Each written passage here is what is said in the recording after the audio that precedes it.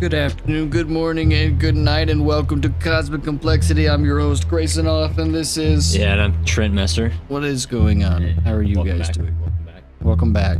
We are trying to get the intro down a little bit better because we have so many new things we're learning. We were also trying to figure out what to call you guys.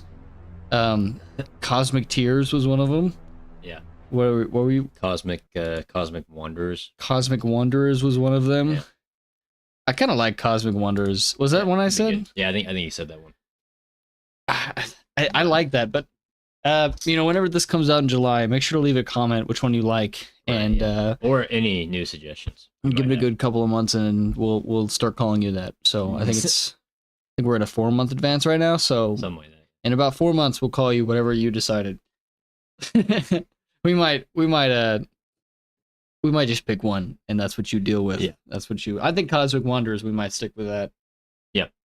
But, so today, we were kind of going back and forth on topics and what we wanted to talk about. We had several topics, and one of them was demons and angels. And we were going to book them in one episode, but I think that demons and angels are two very big subjects to talk about, and I think they're very unique, and they both should deserve their own episode of space to talk about. So today we're going to be strictly talking about demons, and Trent pulled up a article on, is it Ligonier? Yeah, it's R.C. Sproul's kind of ministry. Obviously, Cool. R.C. Sproul has passed away, but his ministry still continues on. So this is just their website, and we found an article written by a Barry Cooper, which I've never heard of him, but yeah, we don't really know anything about this guy. Yeah, but we didn't read the whole article because we wanted to react to it live. I didn't read it. But I just kind of looked at it just to make sure it'd be kind of what we're wanting to talk about, and I think it'll be an interesting article. So I haven't heard this article. Trent has read some of it. Like the first 2 paragraphs, maybe. It's a 6-minute long article, so we're going to start off by listening to the reading of it, and then we will share what we think about it. We'll also probably stop in the middle of it. This is kind of a new idea that we came up with just now. So if you hate it, let us know. But I think we should just get into it. I don't think we need to prolong anything else. Yeah, Trent, do you want to talk about anything? No, I don't think so. I think we're just cool. going to get into the article. All right, cool. So this is Barry Cooper's Demons. I once worked on an evangelistic series that was designed for modern, mostly non-religious people. It was based on Mark's Gospel, and that was a deliberate choice because Mark was writing to Gentile converts, so he goes to the trouble of explaining Jewish culture. Exactly the kind of thing that many 21st century non-religious Westerners would struggle to understand. In many ways, then, Mark is the perfect starter gospel for those who are coming to the Bible for the first time. But the more... I don't know what happened here. Oh. Barry? Where'd you go, Barry? We lost Barry. Well. I don't know what to do about this. Hold on now. I'm going to reload the page. I'm going to reload Barry real quick. I think Barry might have got a little frog in his throat. Might get Barry some time. He's never been on a podcast before. He's still nervous. I think Barry was just a little bit nervous today. I once worked explaining Jewish culture. All right, exactly Barry. the kind of thing Barry, that many repeating 21st yourself. century... We've heard this, Barry. Barry, start something new, all right? starter gospel for those who are coming to the Bible for the first time. There you go, Barry. But the more we studied Mark, the more we noticed that he keeps insisting on something that seems at odds with this user-friendly approach. Something that even many religious people, let alone non-religious people, struggle to accept. And he makes it a central part of his narrative. Again and again, Mark insists on the reality of demons. Embarrassingly enough, it's right there in Mark's very first chapter. That evening at sundown, they brought to Jesus all who were sick or oppressed by demons, and he healed many who were sick with various diseases and cast out many demons, and he would not permit the demons to speak because they knew him. So, this is all a bit awkward. According to the gospel writers, Jesus clearly recognized the reality of demons, that people could be oppressed by them. And Jesus spends a lot of time in Mark's Gospel casting them out. As we saw in another episode of Simply Put, the one about Satan, it can be tempting to discard Jesus' view as being merely a product of its time. But it's salutary to remember that Jesus was never one to go with the cultural flow.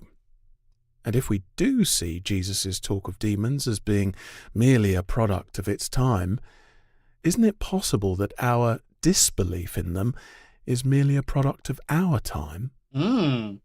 Certainly, the biblical testimony about demons is clear and unapologetic. Demons are angels who fell with Satan, who was, of course, an angel himself. They were those who had taken sides with Satan in his rebellion against God. Talk about being on the wrong side of history. Demons have the same aim as their leader, to deceive men and women, thus luring them away from God and to their eternal destruction. They also aim to render Christian believers ineffective in their mission to tell others the good news about Jesus Christ. They are saboteurs, wanting to disrupt, damage, and ideally destroy any plans we might have to point people to Jesus. Put yourself in a demon's metaphorical shoes for a second, and you'll be able to come up with the sorts of tactics they typically employ. What would you do if you wanted to discredit or undermine the witness of a Christian believer? Nuclear bomb. I think I'd be looking for habitual weaknesses. Maybe lust or greed or pride would be a good place to start. And then I'd set up some temptations in those areas, especially when the person is feeling tired or self-pitying. And then, when they've hopefully given in to that temptation, I'd do everything I could to make sure other people know about it. Wow. Okay. So, yeah, I think maybe we can just kind of go back over what we just read/listened to. Yeah, I thought it was kind of interesting. It talks about how Mark's gospel is kind of a good starter gospel. It's not really related to demons, but it's kind of interesting. I wouldn't know if I'd cool. put Mark as one of the first ones. Matthew, Mark, Luke, and John are good ones to start if you were to like read the early Bible, but for the first time at least. Right. I don't know. I think Matthew is one that like out of the four gospels, Matthew or Luke are the ones that people often point to. But I think my first shot is a cool case. Usually Luke. Mark. You know what? Mark sucked.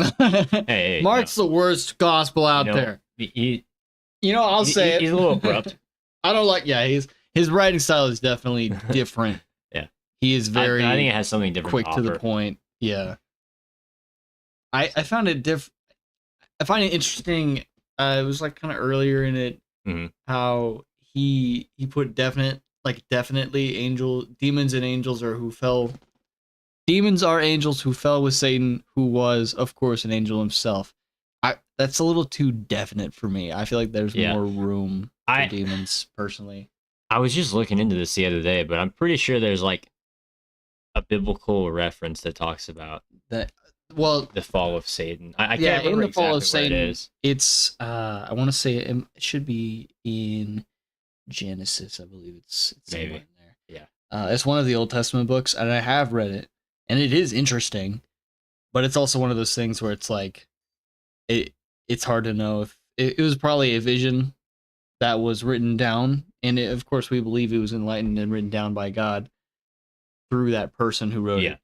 But for me, I think that also isn't like that's it. Like they're only angels, because that would be, for me personally, I think that's kind of questionable if there's that many angels falling.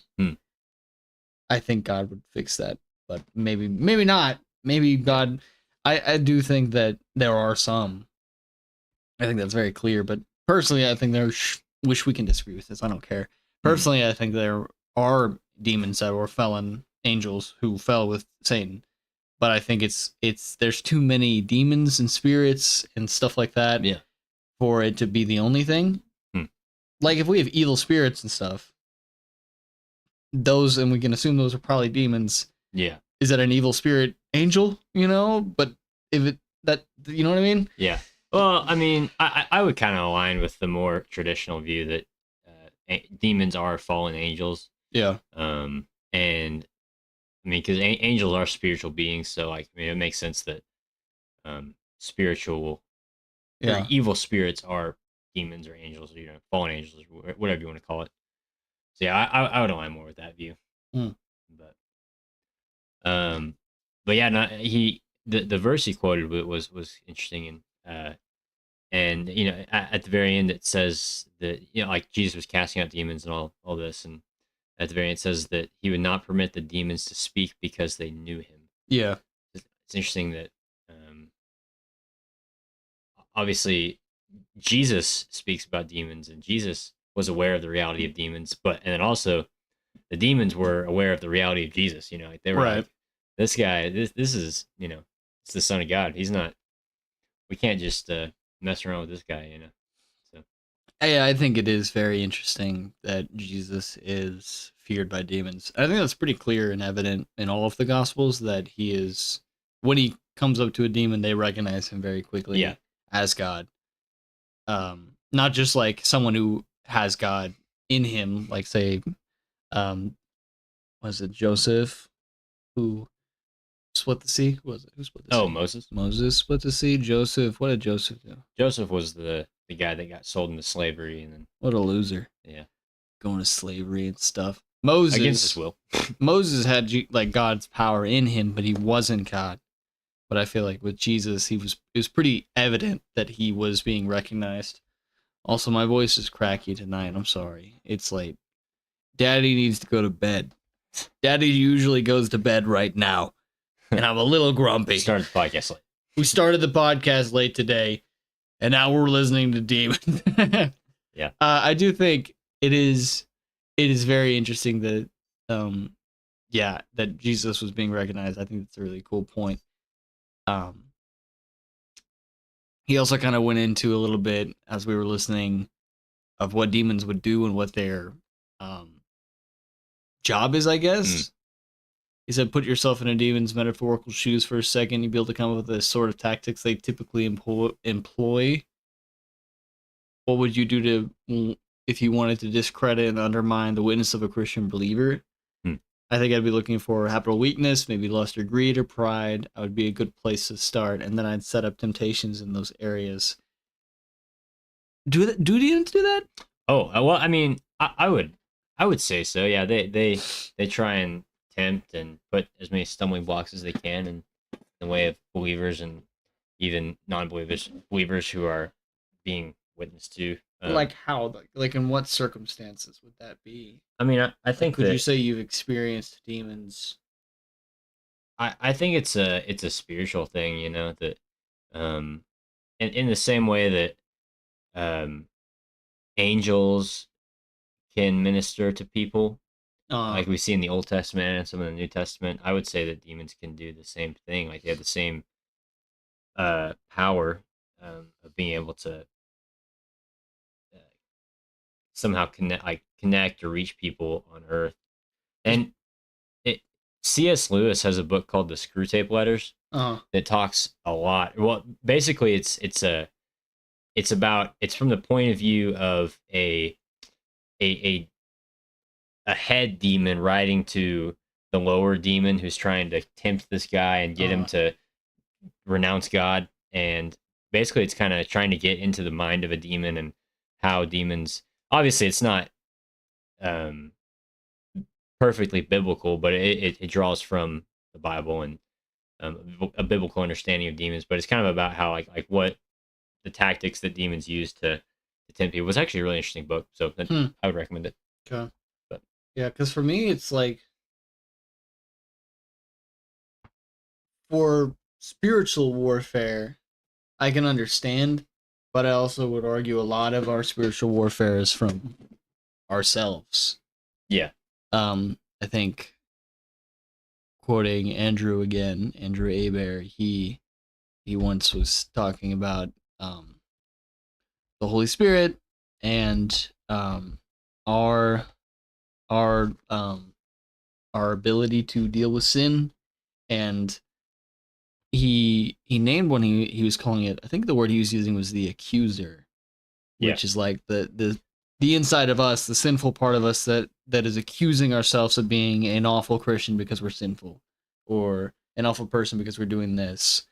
And I also think that a lot of the choices that we make are just our natural sin, especially with like lust or, greed, or I do think demons can do those things and they can cause those things, but I think it's kind of a slippery slope to blame all of that on demons when some of it is just our sinful brokenness. Absolutely, yeah. And I think that's kind of where I'm kind of like, I think it should be said that yes, they can do that, right? But also we're not blameless in that.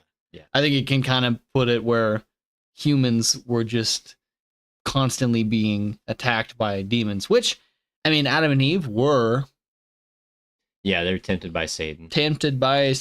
Which would make him a demon. But I don't know. I think, especially here in the Bible Belt, we see a lot of demons being like that term demon being like, it's a demon, the like mark of the beast. Thrown around. Yeah, it's like, oh, you got, mental health issues. It must be demon.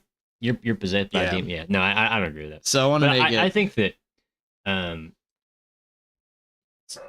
don't know where what the hierarchy system of Satan and the demons are, but I mean, because who knows? But like, I'm sure some do. Maybe. Yeah, I'm sure there is a. You think there's a system? We're gonna find it. We'll find a demon to interview him.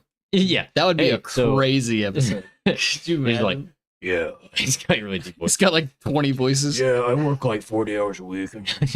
This dude is a demon at night. Let me tell you, it's like a 7-Eleven worker. Yeah. Oh man. He goes crazy in the weekend. Let me tell you, he works 9 to 5 every other day, but on the weekend he goes crazy. Yep. It's his part-time job. It's his part-time job. But I mean, I do agree. Like, and I think there are some places where demons are evidently working against us spiritually, and I think that's very clear when you see it. Yeah. But I also wanted to make sure that it was kind of said that I think you shouldn't blame demons for everything. Oh, and remember that. I mean, you can't, like, I don't know, go rob a store and be like, oh, a demon tempted me and made me do it. No, yeah. I like, and just because the devil or like a demon like tempts you or causes you to stumble, you're still at fault because you gave into that temptation, Right. And Jesus was tempted by Satan and he didn't give in, and then that's obviously that's the standard that we'll never live up to. And by the grace of God, we don't have to live up to it. Right. But that's what we're still responsible for. Those temptations and those shortcomings. Yeah. So. Which maybe he talks about. We haven't finished the article. Maybe I'm definitely jumping the gun a little quick, but at the halfway point, I'm liking it, but I think there are some things that could be clarified, which maybe Barry here will. So just let Barry cook. All right, let's see what you got. Some cooking. Let's let you cook, Barry. There's nothing like the exposure of hypocrisy to render a Christian spiritually ineffective and discredit his or her message. That said, it's worth remembering that demons have the same limitations as their leader. Although it's clear from Scripture they're more powerful and wily than human beings, they're not omniscient or omnipotent or anywhere near as powerful as God is.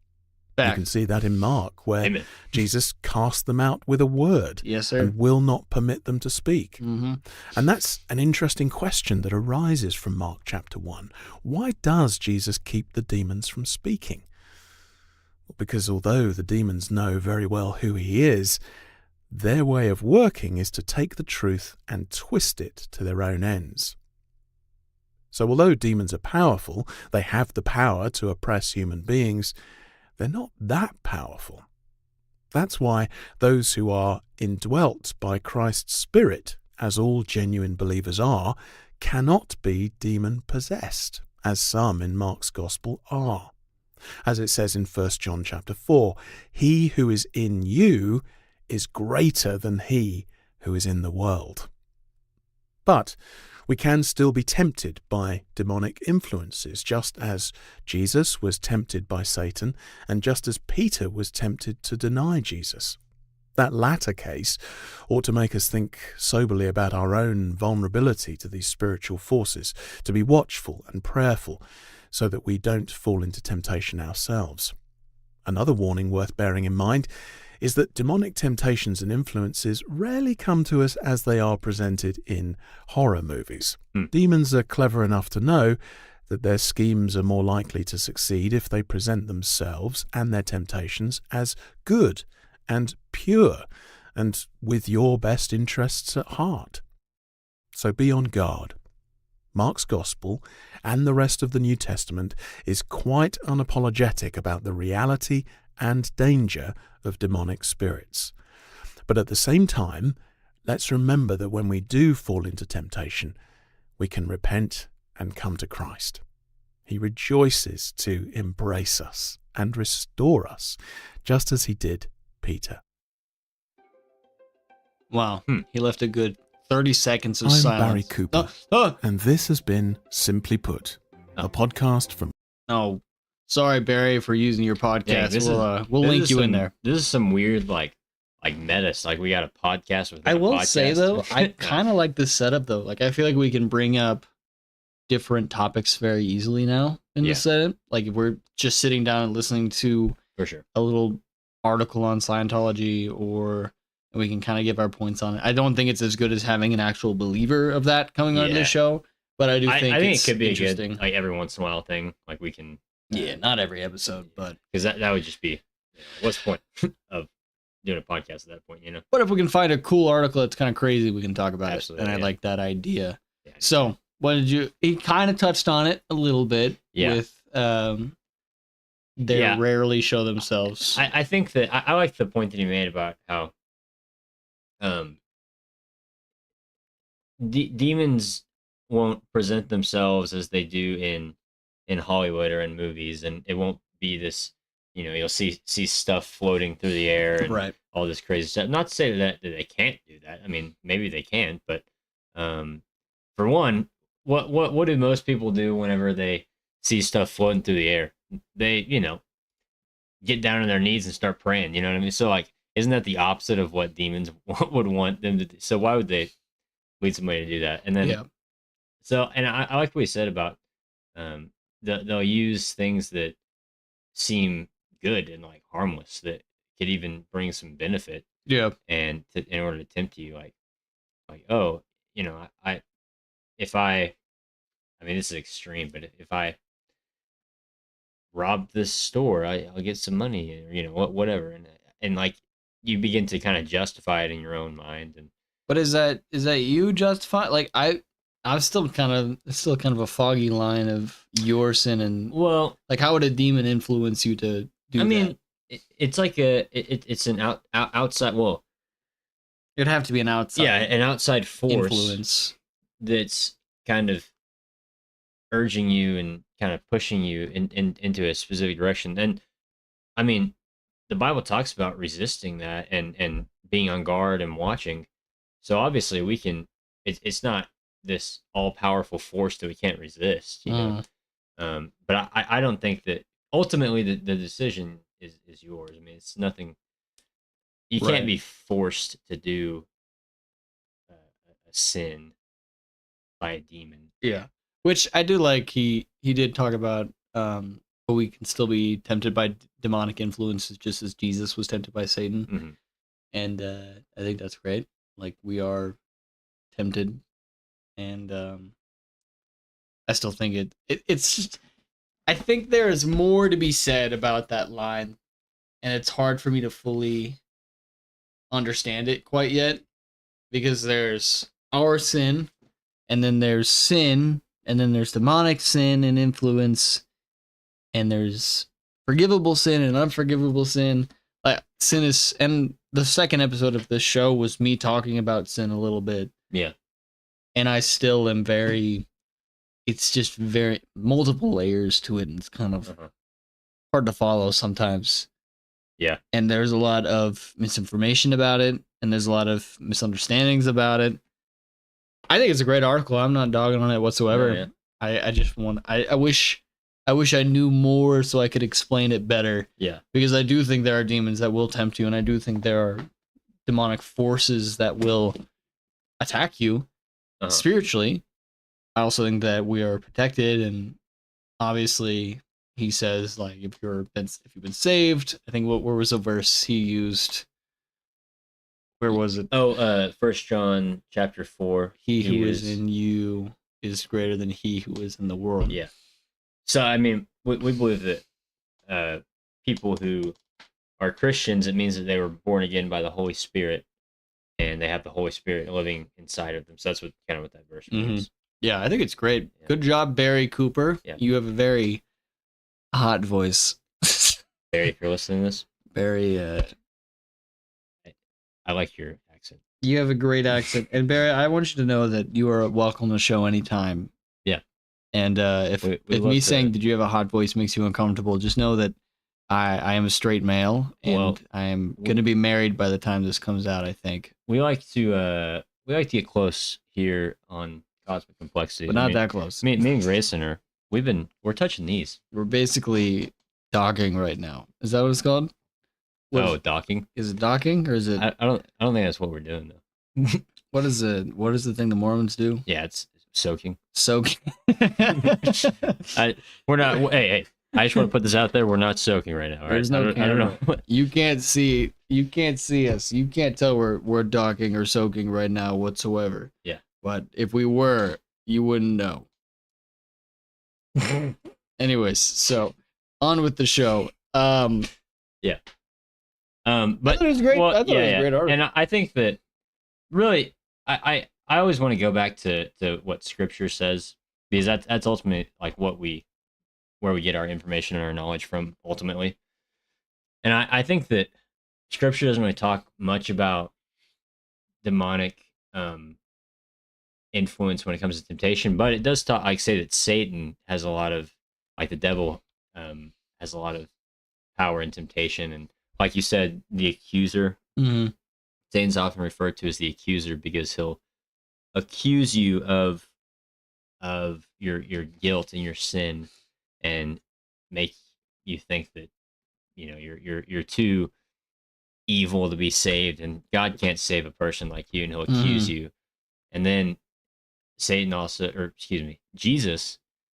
refers to Satan. He describes him as a roaring lion seeking whom he may devour. So I think that he's out there, and he's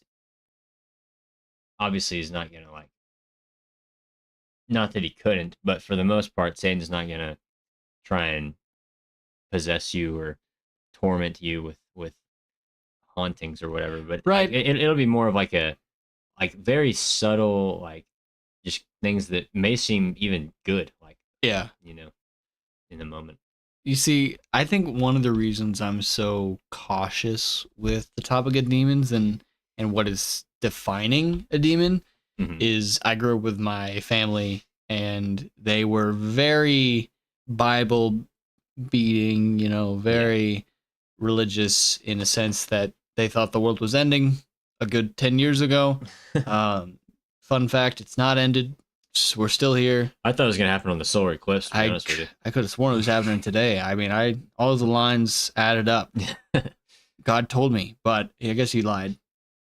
So I'm just kidding. That is a joke. God did not tell me that this morning. No, yeah. But I grew up around a family and that was very, very, very religious. We couldn't curse. We had to say darn and dang. And if we even said crap, we would get in trouble.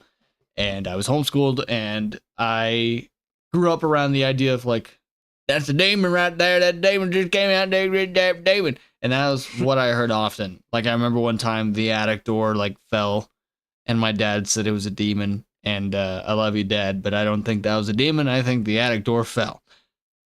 So, yeah. And we also there's a couple of things that would every now and then. And, my mom would be the demonic forces are attacking us right now. And maybe they were, but as a 10-year-old child, I was I don't know if that was a demon. Yeah. I think it was just the world. And yeah, and it's also I think that as Christians we don't have anything to fear when it comes to demons. Like Yeah. we have, and he even mentions it in the article, like whatever demons do have power, but the power that they have is insignificant compared to Mm-hmm. the power of God. Right. So, And I don't know. My family seemed to be very fearing of demons, and I never really understood that. But um, I I just kind of, I guess that's, I think that would explain more so why I'm kind of like, is that a demon though? Is that a thing? Because I just, yeah, I've kind of you kind of have this reverse right. thought about it, where it's instead of, I'm not, I'm like, and we've talked about cryptids, and you know, I've mentioned how I think those are definitely, at least in my eyes, demons, and you know, there's definitely evidence of me thinking like demons are creatures that exist. And I do think that demons are around now. I think that we have demons in this world quite often. And I don't know if I've talked about this before on this podcast, but I'll make sure to remember after this. I was talking to a pastor about demons and about cryptids and aliens and, you know, these creatures that appear and why demons are so prominent in other countries and spiritual experiences are so prominent. And he mentioned, and you kind of touched on this a little bit earlier, Trent, that when a demon shows itself to us, that just proves what we believe. Mm-hmm. If a demonic entity was to appear before me and you, we would be like, the God we believe is true. You are proving that, and we also believe we're protected for this God. Like, this God is saving us because he loves us and he's accepted us, and we fully believe that even if you kill us, you will lose. And they're aware of that. You know, they recognize God in us just as they recognized God in Jesus. They see that Holy Spirit in us. And he mentioned that, you know, if a demon was to appear here in America, where Christianity and our faith is quite popular, it would actually help Christians in their faith if they were caught on videos, if it was very evident, and there was a lot of evidence of it. It would only further prove Jesus and God's existence. Or even for like an atheist, if you know, if you're an atheist and you see a demon, then you're probably not gonna be an atheist anymore, you know? Yeah. Or you have an interaction with Satan, like you would very quickly realize, oh, this is the bad guy. Yeah. Which even Satan can be very, you know, appearing to be good, and I think that is a conversation to be had another time. You know, Satan appearing to be happy in the same way of sin appearing to be a happy thing. I want to jerk off because I'm excited. I want to eat this because I'm excited. I want to drink all the time because it's fun. But the more you sin, the more you realize how awful it is and how awful you are. And I'm not saying you're awful because you sin. I'm saying we're all awful by nature. Like, just as you continue to do this sinful thing, at least under the umbrella that God has given us, as a Christian, I believe when I sin often, I'm miserable and unhappy. This is from personal experience. This is me projecting on you. Like, I'm fully confident to say that when I actively sin, I actively feel like shit. Yeah. He also talked about how when demons appear here, it's evidence for us, but that's why we see them more prominent in other countries like Mexico and China and these major companies, or not companies, sorry, major countries where demonic entities and spirits and the dead are worshipped. Yeah. We see that in almost every culture, you know, that, and there's nothing like, not digging on these cultures, but for them to see a spirit or an entity or demon, that's actually good for their culture because that's what they believe. Yeah. And that's fine. They believe whatever you want, but that's why we see demons more prominently there than here, because we're not as welcoming to those spirits. Yeah. Isn't that interesting? He also, and I think that kind of pairs well with the stories of spirits here and the locations. We have locations in America where you can go and find spirits. And I do think that is true. And I do think those are actual locations because those are places where we're welcoming those demons. We're okay with them existing there. And I really do think we should do a sub-series where we go to those places. Because if the budget gets to the point where we could, I would love a Cosmic Complexity road trip series where we go and find these places. And because I mean, like, I'm not fearing demons. I believe they're real, and I think that would be an interesting interaction. Because I do think spirits will recognize that we have something. And I'm curious to see what they would do. But I do think demons and spirits are very actively around and still here. And I do think that they still are influencing people and things. I don't know if it's on a national level or a political level. I think a lot of people tend to kind of jump the gun to that straight off the bat. But yeah, I do think people can get possessed. I do think demons can be here and people can interact with them. But I don't know. What do you think, Ryan? Yeah. What do you think of that? I've told you this before. Yeah, I mean, I think that kind of adds to kind of the strategy and the scheming behind Satan and the demons. Yeah. They have a strategy and a plan. And understanding. They're not coming into our, modern westernized culture where we're like, oh, I independent and nothing can harm me. I'm invincible sort of mindset. And they're not coming in here and showing us how frail and fragile and weak we are. Right. They're coming in and boosting our egos, and our pride, and using that against us instead of, coming in and possessing a bunch of people or like tormenting us. Because obviously that's just going to lead more people in kind of the right direction, which is the opposite of what they would want to do. So it is interesting to think about, and because I've had that thought, like why do you always hear about these demonic things in other countries, but like you never see it? Well, that's kind of why, because they're not wanting to give up their really, sometimes we're our own worst enemies. We are our pride and our. And I will say, I have had interactions with what I believe to be demons, and I've hinted at it a couple of times, where I've interacted and I've saved the stories, and I think this is a great episode to share those stories. Yeah. And I do want to preface, like, I did live in a home where my parents were actively talking about demons and fearing demons, and that idea of a demon and a spirit was not a uncommon thing for me, and it was almost welcomed in an odd way because it was so actively talked about in my home. Like, not we would love to see a spirit come into this home, but more so we were fearing them so often. You used to dwell on that we dwelled on it spiritually, that it came to the point where if a demon were to attack, we'd be a prime real estate for that. Because if a demon were to attack someone who like isn't really constantly thinking about them, they'd be like, oh, that's a demon, all right, fuck off, and then the demon would leave. But for us, like, we were talking about them all the time, we were fearing them all the time. If we were to see a demon, it would scare us, it would startle us, it wouldn't shake our faith in the sense that we would fall farther away from Christ, but it would shake our faith in the way that we would be unsettled, uncomfortable, and harmed in that way. And trying to think of the timeline here of both of these stories. I've heard a couple of stories from other people. I'm not going to share those. My parents have told me several, but again, like I said, their definition of demon and my definition of demon are very different. Yeah. I'll start with this one.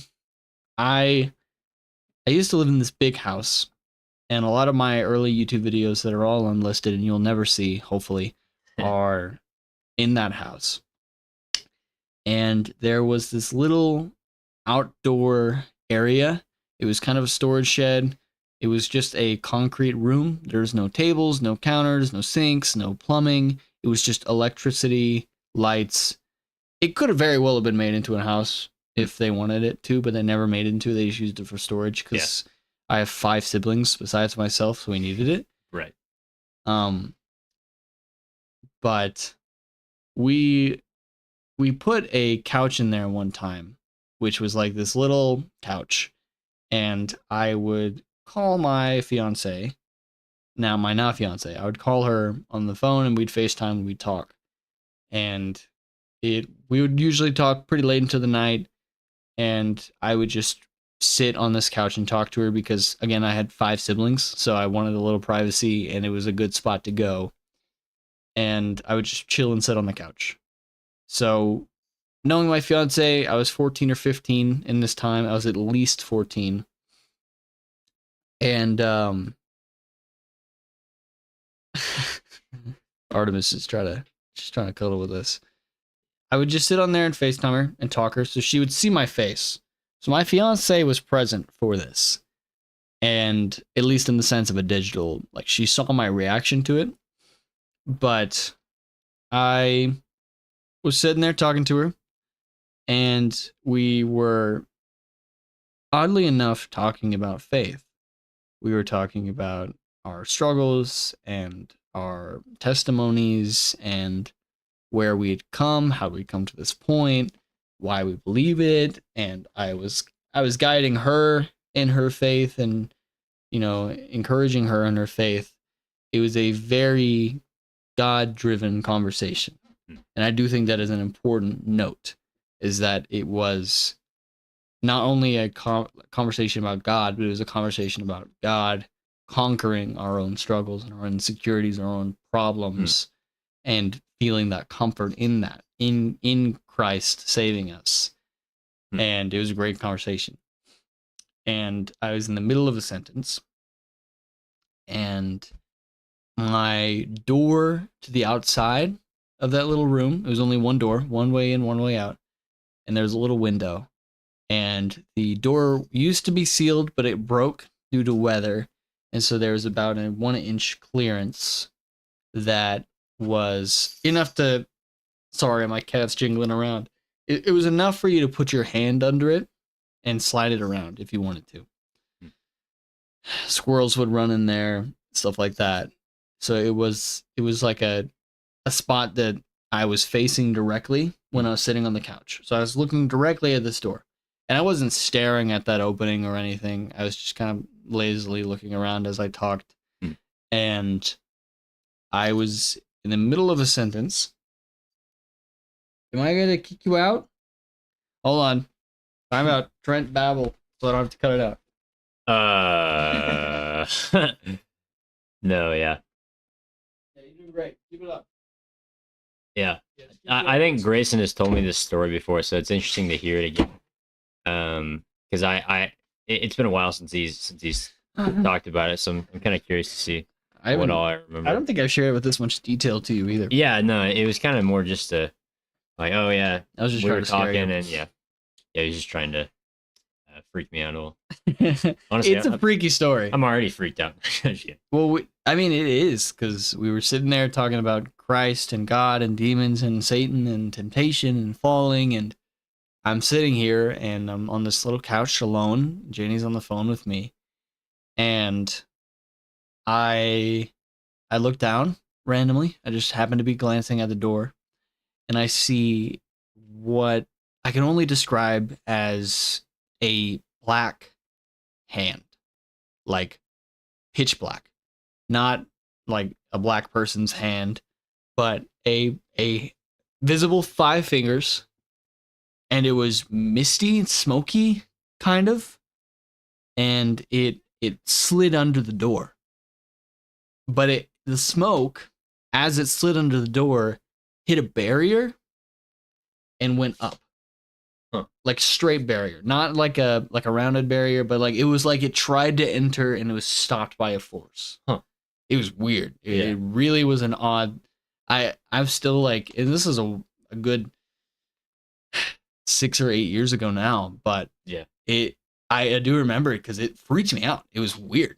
It wasn't just like a hand going like under the door. It was definitely like something tried to come in and was stopped. Wow. It was weird. It was really, really weird. And I stopped speaking and my face turned flush white because I was terrified. Yeah. And Janie was like, my fiance, she was like, what is it? What did you see? Are you okay? Like, she was actively like, oh, he's freaking out. Like, what? And she'd never seen me freak out like that. She was like, what's wrong? And I mean, you know me, I don't really freak out often. And I don't get that scared. And she was like, what is it? And I was like, I don't know. I think I saw something. And I described to her what I saw. And she was like, are you sure? And I was like, yeah, I think so. And I told her I was going to call her back. And I immediately went outside and I turned on my flashlight and I looked throughout all of my yard. Yeah. I looked all around in the area near. I looked in the trees to see if it was an animal or something, if a cat maybe. But again, like I'm very confident to say that it was misty and it was flowy and it hit a barrier. Like it wasn't a physical thing. It was a weird spiritual something. And it, to me, that felt like a spiritual demonic attack.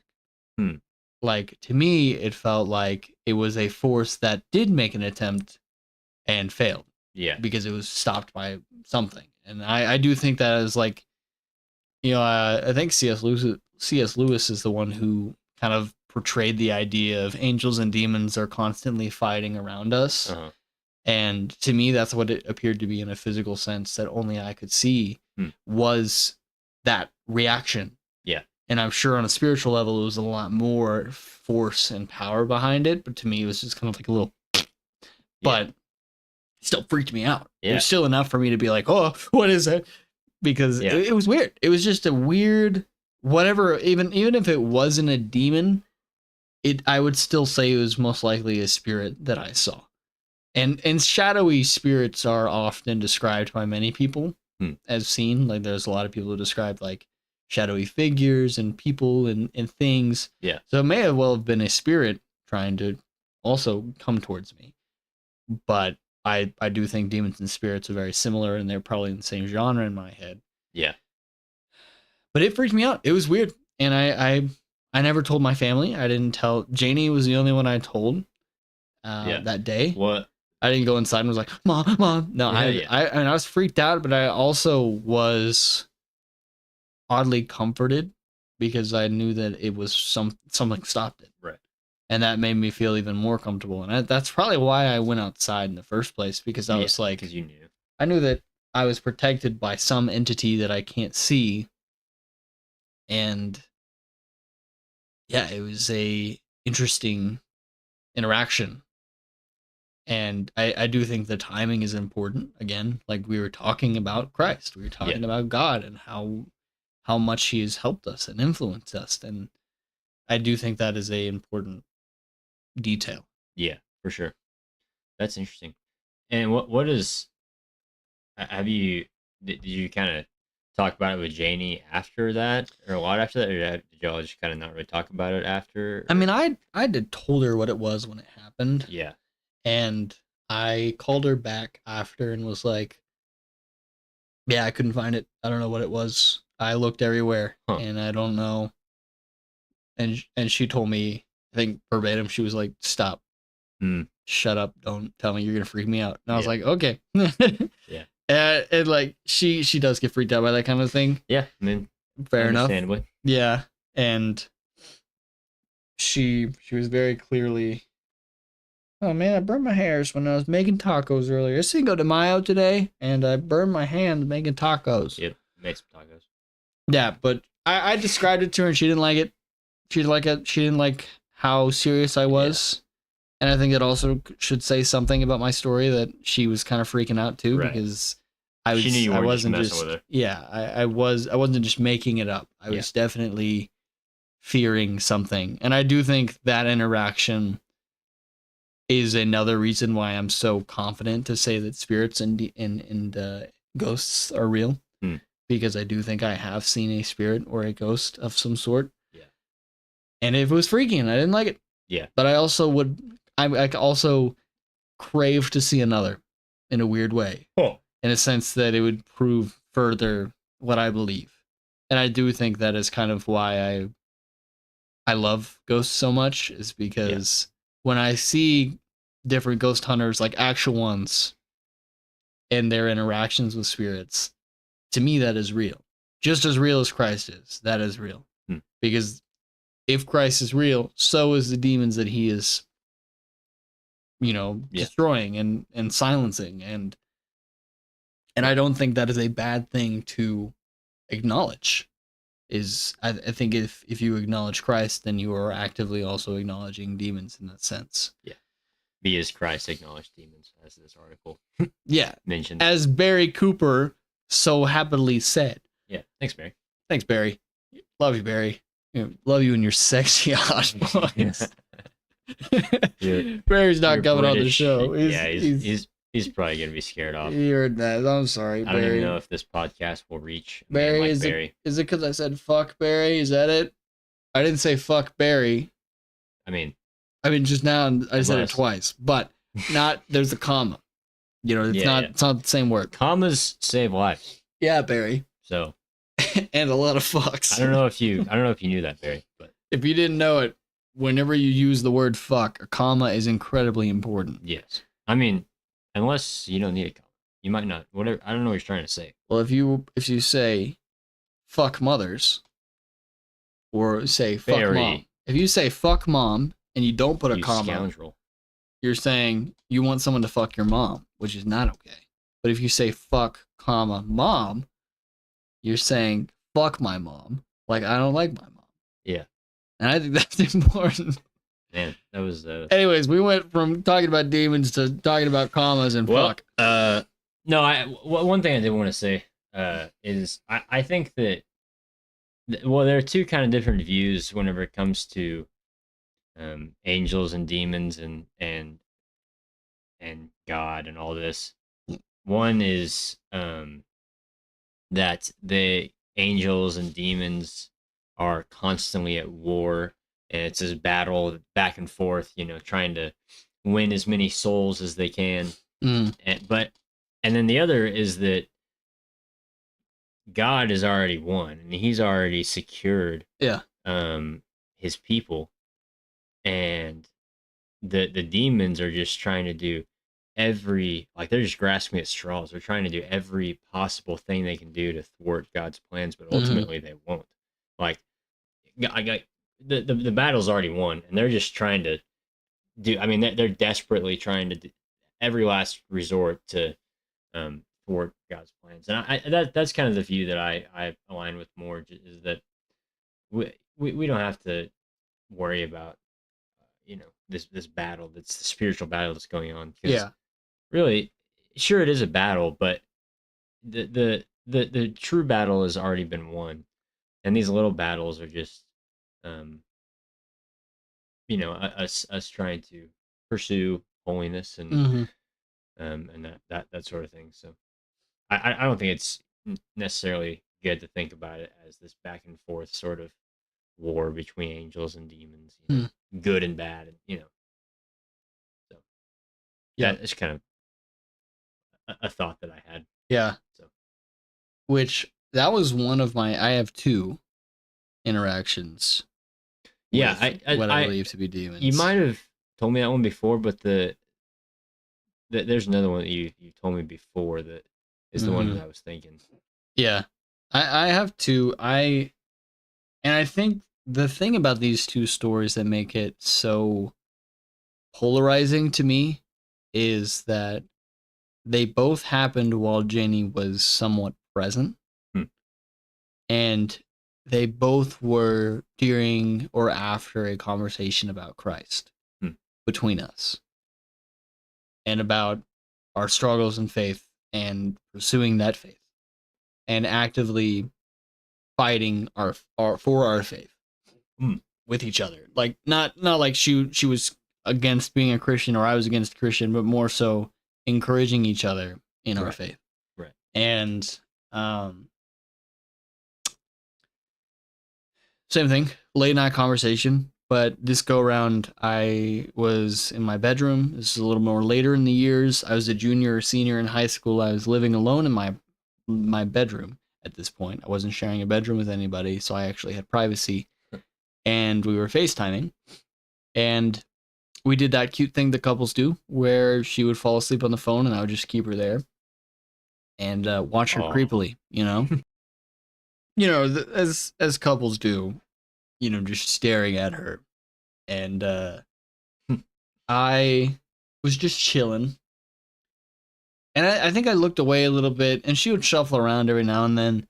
And I heard ruffling and moving, but she hadn't moved. And to give you kind of an idea, it was on FaceTime, and it was my iPhone, and she had it sideways. So I could see her face, and I'd say probably her upper chest from what collarbones, and her face. And she was asleep, and her hair was kind of everywhere, and there's some pillows and stuff. But it wasn't much space for anything. And I heard her move around, and I looked over, and she hadn't moved. And I just see this. What the only way I can describe it is a horn. Is the closest thing I could describe it, or like a dinosaur tail, like a toy dinosaur tail that's pointed sharply up, but a little bit thicker, and it was brownish, horn colored. It looked like a horn, and it was right by her face, and it just slid into frame, and I immediately sensed something was off. And I cannot explain that feeling to you. I was uneasy by it. It made me uncomfortable. It made me not I didn't like it. I didn't like what I was looking at. I didn't like where it was. I didn't like the feeling it was giving me, the vibe it was giving me. And I cannot explain that. Just in my gut, I didn't like it. Which is weird, because if something slides in when your girlfriend is sleeping on a FaceTime, you're like, oh, she just moved something over, whatever. Right. Yeah. But it was different. It was like an intentional. It was like someone outside of the frame pushed something into the frame. Yeah. And it was it wasn't her that shuffled or something. No, because she didn't move, and it makes me uncomfortable now, because I think the thing that I really, really, really don't like about it was that it was almost a threat to my fiance. To me, it felt like I could do anything to her, and that was, I think that was a spiritual attack on me and not her. And I'll explain why. But to me, it felt like a threat to her and her well-being and her safety. Right. And that makes me uncomfortable and me uneasy. And I was just sitting here just staring at this thing. And I was staring at it. I had that gut feeling that I didn't like it, and I was like, what is this thing that I'm looking at? And I was hoping that it would move away and that it would reveal more to it, and it was just something, and I was just overthinking it. Right. And it never did. It just sat there. It stopped moving completely, just sat in frame, perfectly where I could see it, right by her face. And I got to the point where I was staring at it, and it wasn't moving, and she wasn't moving. It was perfectly still, and I was like, I have to know what this is, or I'm gonna lose it. And I was like, if I just wake up Janie, she'll tell me what it is. Yeah. And even though I had that gut feeling, I didn't screenshot or anything, because I just thought I was overthinking it. Yeah. And then I was just freaking out over nothing. It'd be crazy if you did get a screenshot though. I should have. And I regret that to this day. I did draw it immediately after. Really? I have a picture and I can find it somewhere. Yeah.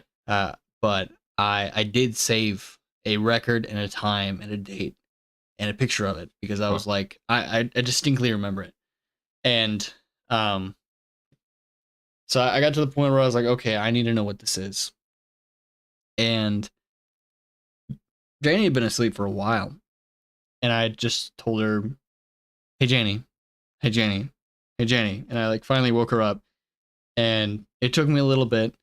And she kind of started to rustle a little bit. And I was like, Janie, wake up. And while she was rustling and kind of waking up a little bit, it wasn't moving. And so I was like, okay, it's still there.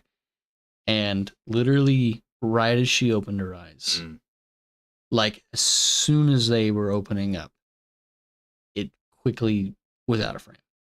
Wow. Like it got pulled back from where, like the same way it came in, came out. Like someone pushed it in, pulled it out. That's weird. And then I was like, okay, that's even weirder. That it moved as soon as she woke up. Like not when she moved her arms, it was when she opened her eyes. Like she didn't move her arms or body or anything. She didn't shuffle around her. She was kind of like rustling a little bit, but it wasn't enough to like fully pull something out of the frame. Yeah. It was only when her eyes opened. And she again saw that fearful look in my eyes and in my voice and my kind of like, oh my God, what did I just see? Yeah. And frantically, I was like, what is in your bed? And she was like, what are you talking about? And I was like, no. What is in your bed? Look around your bed right now. What is right next to you? And she was like, what are you talking about? And I was like, a dinosaur tail, a sharp horn, something in your bed. Where is it? And she was like, I don't know what you're talking about. And I was like, is there anything in your room? Is there anything that could be like remotely close to that I'm like just seeing in your bed? And she was like, there's not. And she got up, she turned her lights on because she could tell I was freaking out. Yeah. And she looked all in her room and found nothing that resembled that whatsoever. There was nothing. That's weird. And like, again, it was solid. It wasn't her hair. It was a solid thing. It didn't move. It just stayed in frame. And it moved out very quickly. And she was so freaked out by it that she didn't even sleep in that room that night. She went and I think she slept. She like made a little bed in her parents' room. Wow. Because she was uneasy that I'd seen something in her room. And fair enough. Yeah. Because I had trouble sleeping that night too. Because I was like, what was that? It was weird. And yeah, and again, I did sense that feeling of uneasiness from it, and I think what made it different than that first story is that it was out of my control. Yeah, and I didn't like that. Yeah, and it's also like, it's one thing, some kind of physical harm to you. Mm-hmm. I mean, you can kind of get through that, but as well as you can. But it's different if it's somebody that you care about. So yeah, it's crazy. Have you and Janie like talked about that stuff? No, because it would scare her. Since she would freak out if I told her about it again. Really? Mm-hmm. If we only told her once, and it was when it happened. Both instances, she is so sensitive to those kind of things. Yeah. And I mean, yeah, especially I mean, it would freak me out. It still kind of freaks me out now. Yeah. But yeah, I think the importance of both of those stories that to me is interesting is that both were conversations between me and my fiance, who I plan on making my life partner, and who we both are very strong in our faith and we love the good Lord, and we both actively are trying to go against what Satan wants, what the demons want. And I think that it is interesting that she was present in both of those instances, because I can confidently say those are the only two that I can really remember. Yeah. Where I was like, okay, I think that was the demon of some sort. Yeah. And she was there for both of those, and I think that's really weird. But and I also think it was weird that it was times where we were talking about spiritual experiences, and yeah, it's interesting. Both stories are interesting, and I do have a ghost story. I think maybe. But I'll save that for a ghost episode. Yeah. It's not much. Actually, no, it's so much. You're going to love the story. It's crazy. Yeah. It's going to blow your mind. Tune in. Be sure to tune into that. What what do we call them? Cosmic wanderers. I think that was it. Yeah. Yeah. Cosmic Wanderers. I mean, I like Cosmic Wanderers. See you next time. I think it rolls off the tongue pretty well. Pretty good. We'll try keep it ball out and parking a couple it. times. You know, we'll think about it. Yeah. But I will say we are about 6 minutes over. But I mean, I'm fine with this episode being a little long. We're not cutting anything. We don't cut stuff for you. We love you. We want you to hear everything. All right. But I will say I think we're good. Yeah. I think that about covers it. Once as well again, as we can. Yeah. I mean, the best of our knowledge, and I do think the parts about demons that the Bible doesn't fully explain or tell us, I think, is intentional. I think God leaves out things that are unimportant and that we don't need to know for a reason. The Bible isn't about demons. The Bible is about Jesus Christ, and I think that's very evident, very clear in the Bible. Yeah. And if you want to learn about demons, you can very easily. And I would not encourage seeking after demons and looking after demons. And I would not, hopefully you don't take that out of this episode. I was terrified both instances that I interacted with a demon, and I wouldn't wish that on anybody. And the good Lord protected me and protected my fiance in those instances, and I'm very thankful for that. And if you have experienced a demonic entity, I hope it went well. But I did want to specify that and clarify that. And I do think that whether you're a Christian, an atheist, a Scientologist, or, well, maybe not Scientologist. I think they believe that demons are just natural phenomenons. Yeah. Idiots. I'm just kidding. I'm joking. Hey, whoa. I'm joking. I'm joking. But I did want to specify that. And again, these are only our beliefs and what we believe. And if you hear us out, thank you. And if you found it silly or at least, very least interesting, thank you for listening this far. And new episode every Monday. I hope you enjoyed this episode. Me and Trent have been pumping them out once a week, and it's been great. And I think we're getting more and more comfortable. So do stick around, keep listening to us. We're going to try to get those intros a little bit smoother for you, and the sound quality, we're working on it week by week to make it better for you. But thank you so much for listening, and I will see you guys next time.